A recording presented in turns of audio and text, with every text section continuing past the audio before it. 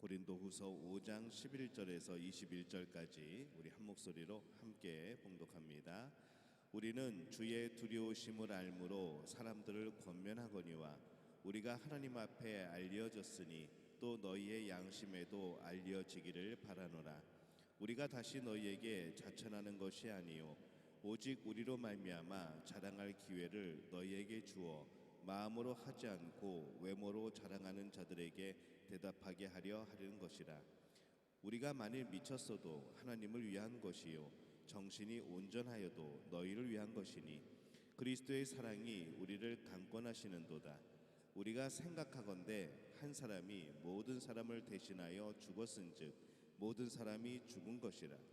그가 모든 사람을 대신하여 죽으심은 살아있는 자들로 하여금 다시는 그들 자신을 위하여 살지 않고 오직 그들을 대신하여 죽었다가 다시 살아나신 이를 위하여 살게 하려 함이라. 그러므로 우리가 이제부터는 어떤 사람도 육신을 따라 알지 아니하노라. 비록 우리가 그리스도도 육신을 따라 알았으나 이제부터는 그같이 알지 아니하노라. 그런즉 누구든지 그리스도 안에 있으면 새로운 피조물이라. 이전 것은 지나갔으니 보라 새 것이 되었도다. 모든 것이 하나님께로서 났음에 그가 그리스도로 말미암아 우리를 자기와 화목하게 하시고 또 우리에게 화목하게 하는 직분을 주셨으니 곧 하나님께서 그리스도 안에 계시사 세상을 자기와 화목하게 하시며 그들의 죄를 그들에게 돌리지 아니하시고 화목하게 하는 말씀을 우리에게 부탁하셨느니라.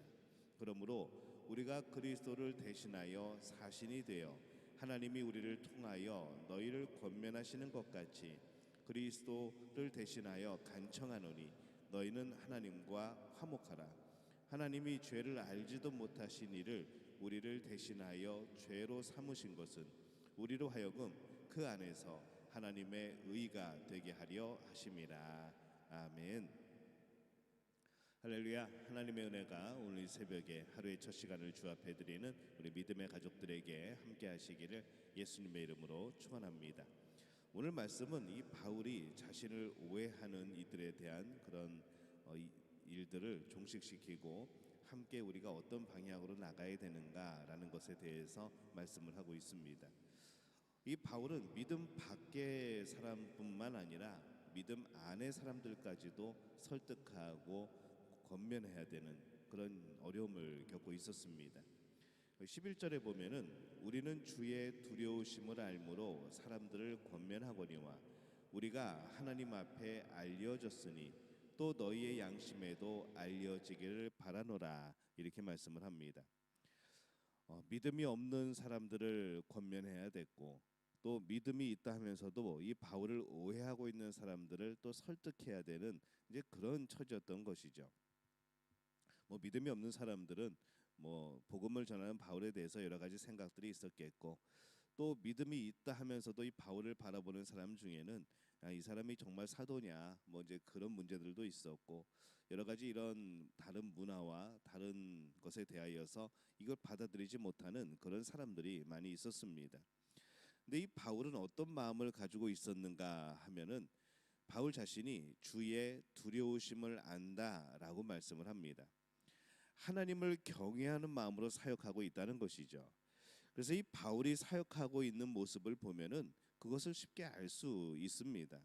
하지만은 이 바울의 모습을 보면은 언제나 늘 하나님을 두려워하는 마음으로 매사에 그가 신중하였고 늘 하나님의 음성을 듣기를 원했고 또 성령께서 인도하고 계시는 그것들에 순종하기를 바랬던 것을 봅니다.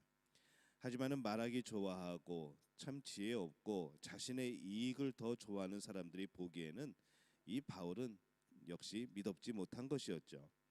그래서 이 바울은 하나님 앞에 알려진 것처럼 하나님이 나를 아시는 것처럼 이 사람들에게도 좀 알려줬으면 좋겠다라는 마음을 가지고 있었습니다. 그래서 이 바울은 신앙인은 모두 죽은 자라는 것을 확실하게 말합니다. 14절에 보면은 우리가 생각하건대 한 사람이 모든 사람을 대신하여 죽었은즉 모든 사람이 죽은 것이라 라고 말씀을 합니다. 우리가 이 신앙인의 양심을 가진 사람이라고 하면은 우리는 예수님의 죽음 앞에서 겸손해야 됩니다. 그가 모든 사람을 대신하여 죽으심은 살아있는 자들로 하여금 다시는 그들 자신을 위하여 살지 않고 오직 그들을 대신하여 죽었다가 다시 살아나신 이를 위하여 살게 하려 함이라. 15절에 말씀을 하죠. 우리가 지금 살아있는 것은 그냥 사는 게 아니라는 겁니다. 우리가 지금 살아가는 것은 무엇을 위하여 살아가는 것인가? 나를 위하여 대신 죽으신 분을 위하여 살아가는 겁니다. 또 나를 위하여 대신 살아나신 이를 위하여 사는 것이죠. 이 신앙인이라는 이름을 가지고 있다면은 우리는 더 이상 이제 자신을 위하여 사는 사람이 아닌 겁니다. 근데 교회 안에 너무 자기 자신을 위해서 사는 사람들이 많습니다. 믿는다고 하는 사람들 중에서 너무 자기 자신을 위하여 사는 사람들이 많은 것이죠. 자기 자신을 위하여 살다 보니까 내가 살려면은 다른 사람들이 죽어야 된다는 이런 세상적인 관점과 그런 가치관을 가지고 살아가게 되는 겁니다. 교회 안에서도 그런 것이죠. 교회 안에서는 내 자신을 위하여 사는 사람들이 있는 것이 아닙니다. 적어도 우리는 신앙인은 그리스도를 위하여 우리가 죽고 그리스도를 위하여 우리가 사는 겁니다. 우리의 정체성을 확실하게 하지 않으면은 우리는 나 살려고 다른 사람들을 죽이는 그런 역할밖에 할 수가 없게 되는 것이죠. 우리 스스로를 잘 살펴봐야 되겠습니다. 우리는 그리스도를 위하여 살아가는 사람들입니다. 우리는 이미 그리스도 안에서 죽었습니다. 근데 이게 완전히 죽지 않은 것이죠. 또 죄된 내 모습이 슬금슬금 살아나고 완전히 죽지 않고 또 살아서 또 이 예수님을 방해하고 예수님의 복음을 방해하고 이런 일들이 우리 안에는 참 많은 겁니다. 이 하나님께서 바울을 통하여 말씀하시고자 하는 것은 이제 그리스도를 위하여 사는 삶입니다. 우리가 그런 삶을 살아야 되죠. 서로 자신을 위하여 사는 사람처럼 여기지 말고 우리가 그리스도를 위하여 사는 사람처럼 그렇게 생각하고 그렇게 여기고 어떻게 하면 더욱더 우리가 예수님을 더 높일 수 있을까? 어떻게 하면 더 예수님의 말씀대로 또 하나님의 뜻대로 살아갈 수 있을까? 이것을 우리가 서로 생각하고 또 그것에 힘을 쓰는 그런 삶이 되어야 된다는 겁니다. 그렇게 살아도 짧은 인생이라는 것이죠. 우리가 이 정해진 시간을 살면서 우리가 정말 우리에게 남는 것이 무엇인가라고 생각하게 될 때에 우리는 하나님 앞에 섰을 때 남는 것이 정말 남는 겁니다. 이 땅에서 남는 것이 아니고 하나님 앞에 섰을 때 내가 하나님 앞에 이것을 행하였다고 나는 이렇게 살았다고 내가 하나님 앞에 보여드릴 것이 있는 삶이 정말 남는 삶이고 그것이 성공한 삶인 것이죠. 그리스도를 위하여 살고 있는 삶, 그 삶이 하나님 앞에서 곧 보여드릴 수 있는 삶이라는 겁니다. 우리는 정말 그리스도를 위하여 살고 있는 신앙인인가? 우리는 우리 자신을 위하는 삶은 아닌가라는 것을 다시 한번 생각해 볼 필요가 있습니다.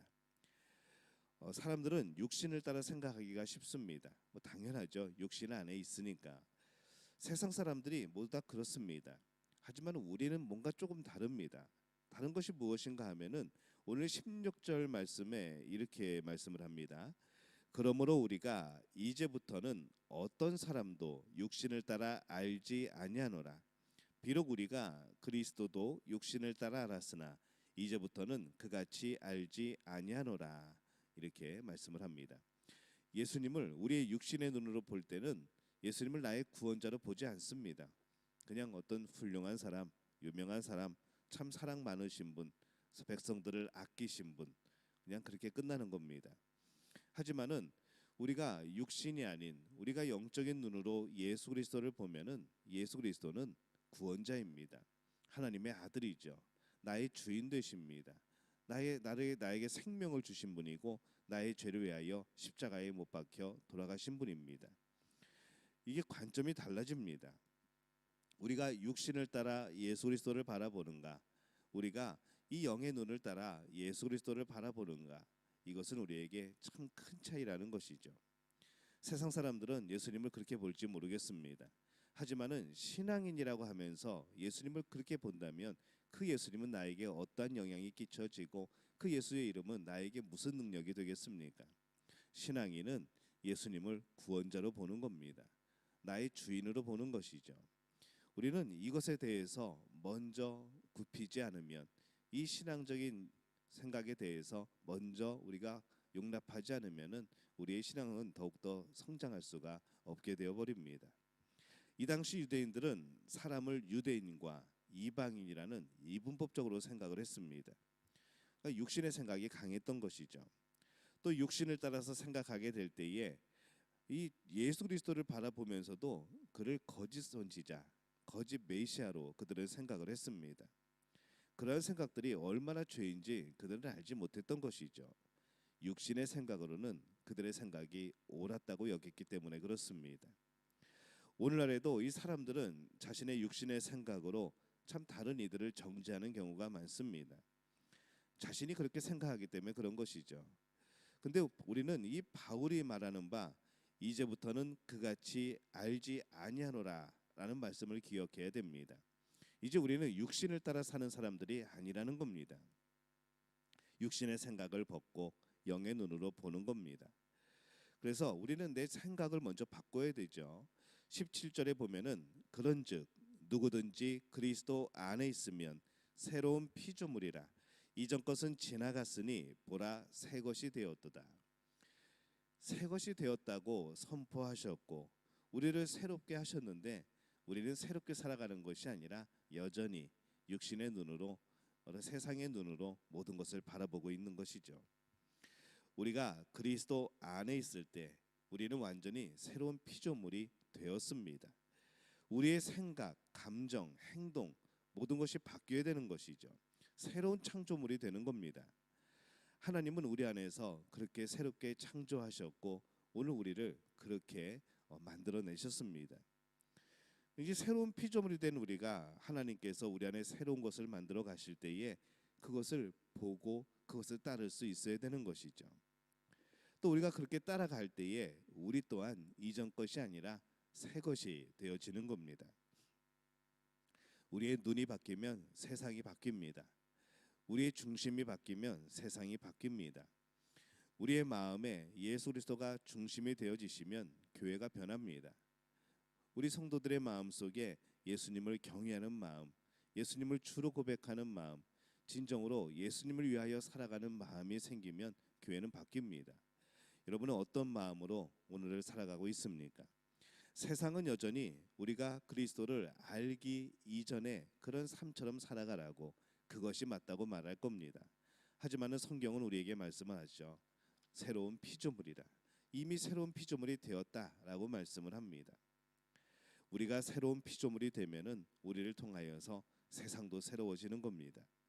우리가 이루어가고자 하는 것은 하나님의 나라이죠. 이전에는 온통 저마다 자기 자신의 왕국을 이루어가는 것처럼 보였지만은 이제는 하나님의 나라가 보이는 겁니다. 내 왕국을 세워가는 것이 아니라 하나님의 왕국을 세워가는 것, 내 나라를 세워가는 것이 아니라 하나님의 나라를 세워가는 것.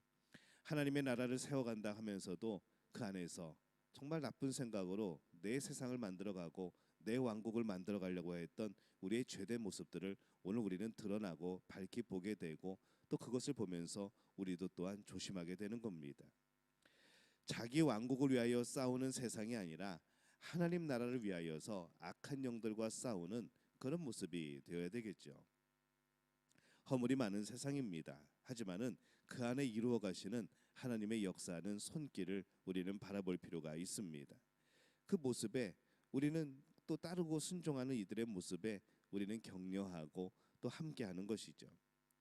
바울은 여러 가지 헛된 것들을 바라보고 있는 이들을 안타까워하면서 함께 새로운 피조물로서 새로운 것을 이루어 가자라고 오늘 말씀을 하고 있습니다.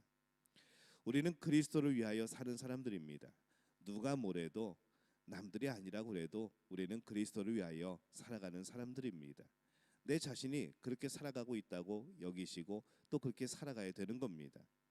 육신을 따라 생각하는 이런 어리석음과 하나님부터 멀어지게 만드는 그런 악한 생각들과 이런 것들 벗어 던져버리고 오직 주의 나라를 위하여서 무엇을 해야 되는가, 하나님의 영광을 위하여서 무엇을 해야 되는가, 이것을 생각하고 이것에 뛰어들 수 있는 여러분의 굳건한 믿음이 있으시기를 바랍니다.